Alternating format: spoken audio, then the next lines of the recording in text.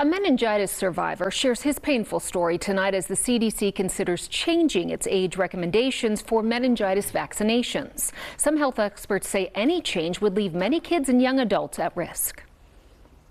In 2005, Jonathan de Guzman was turning in a paper for one of his college courses. He felt as though he had come down with the flu, so he went home and took a nap. Next thing I remember, it's 12 days later, and I just woke up from a coma. He had bacterial meningitis. To save his life, doctors had to amputate all 10 of his fingers and both of his feet. His ambitions as a passionate dancer were sidelined. It not only hurt me physically, but also mentally as well. If I knew that this vaccine was available, I would have gotten this vaccination. This bacteria can actually take a healthy individual, and within 24 hours, it can be fatal. Dr. Wendy Wright says 10 to 15% of people who contract this bacteria will die from it.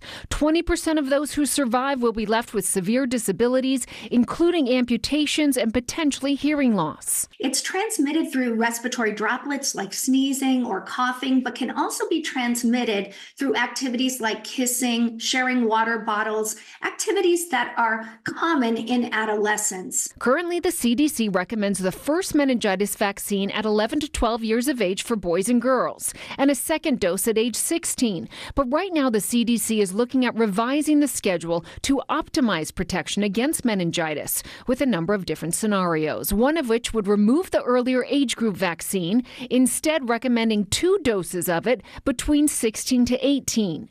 Dr. Wright says making any revisions could be detrimental.